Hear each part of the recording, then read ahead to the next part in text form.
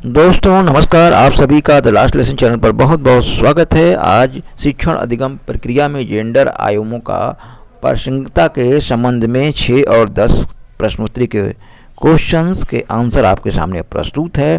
तो इसमें पहला है निर्णय लेना, तो ये निर्णय पुरुष लेते हैं।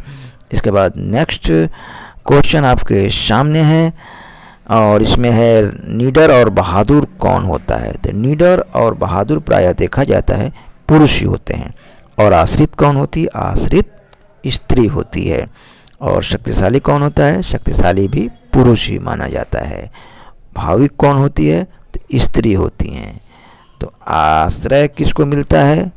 तो स्त्री को, यानी कि सक्षम कौन होता है? पुरुष होता है। इस तरह से 6 प्रश्न हैं और 6 प्रश्न के जो है आपको 6 अंक प्राप्त हो गए। अब हम प्रश्नोत्तरी को देखेंगे। प्रश्नोत्तरी में कुल 10 प्रश्न हैं और 10 प्रश्न का हम सही हल करेंगे ताकि आपको 10 में से 10 मार्क्स मिल जाए और आपकी जो ट्रेनिंग है वह पूरी तरह से सक्षम हो जाए। इसलिए आइए हम प्रश्नोत्तरी को स्टार्ट करते हैं। तो पहला प्रश्न है, निम्नलिखित में से कौन सा कार्य लिंग भेद को नहीं दर्शाता? तो इसका सही आंसर है शेफाली पर्वतारोही बनने के लिए प्रशिक्षण ले रही है। तो यहाँ 4 ऑप्शन में सही ऑप्शन यही है, शेफाली पर्वतारोही बनने के लिए ले रही। दूसरा क्वेश्चन है, निम्नलिखित में से कौन सा कथन जेंडर मिथक नहीं है? पहचानें। तो इसमें दूसरा क्वेश्चन, लड़कों और लड़कियों के बीच जैविक अंतर उनकी संज्ञानात्मक क्षमताओं से संबंधित नहीं है। यानी कि ये जो आंसर है आपका दूसरा, ये करेक्ट आंसर है। हम तीसरे क्वेश्चन को देख लेते हैं, निम्नलिखित में से कौन सा वाक्य सही है? यानी तीसरा है, लड़के और लड़कियों के साथ बराबरी का व्यवहार किया जाना चाहिए। यानी लड़के और लड़कियों के बीच बराबरी का व्यवहार किया जाना चाहिए। इसमें पहला इसका सही उत्तर है, इसको हम प्रेस कर देंगे। और नेक्स्ट क्वेश्चन है, निम्नलिखित में से कौन सा कथन लड़कियों महिलाओं के बारे में एक जेंडर स्टेरियोटाइप नहीं है?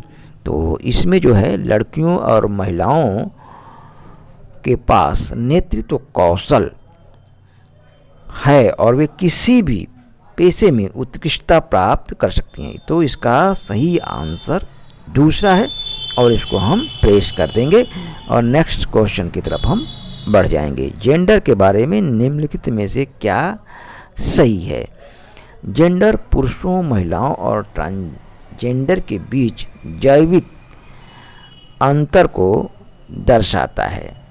यानी कि जो इसका सही आंसर है ये दूसरा है और जेंडर पुरुषों, महिलाओं और ट्रांसजेंडर के बीच दर्शाते हैं। हम अगले क्वेश्चन की तरफ अब बढ़ेंगे, इसलिए तीर के निशान को हम प्रेस कर देते हैं और आगे हम बढ़ जाते हैं। जेंडर और यौन सेक्स के बीच आवश्यक अंतर क्या है? आवश्यक अंतर क्या है? यौन सेक्स एक जैविक अंतर है, जबकि जेंडर पुरुषों और महिलाओं के बीच एक सामाजिक रूप से निर्धारित अंतर है। यानी कि यौन एक जैविक अंतर है जबकि जेंडर पुरुषों और महिलाओं के बीच सामाजिक रूप से निर्धारित अंतर है। तो इसलिए यहाँ पर भी आपका उत्तर स्पष्ट हो गया पहला, और इसको प्रेस कर देंगे और प्रेस करने के बाद आगे बढ़ने के लिए तीर के निशान पर प्रेस कर देंगे। निम्नलिखित में से कौन सा गुण लड़कों और लड़कियों दोनों के लिए सही है? तो क्लियर हो गया आपका। निम्नलिखित में से कौन सा कथन लड़कों पुरुषों के बारे में एक जेंडर स्टीरियोटाइप नहीं है? तो यहाँ पर है, लड़के पुरुष वाक्य बच्चे पैदा करने के साथ साथ खाना भी बना सकते हैं। तो इसका आंसर लास्ट का है। अब हम इसको प्रेस करके आगे बढ़ेंगे। आगे हम जो नेक्स्ट क्वेश्चन है वो है, क्या कथन सही है? राजनीति में सत्ता और अधिकार के पदों को संभालने में पुरुषों की तुलना में महिलाएं कम सक्षम हैं। यानी कि नहीं, वे सत्ता और अधिकार के पक्षों को संभालने में पुरुषों की तरह ही सक्षम हैं। तो ये लास्ट का इसका आंसर बिल्कुल सही है।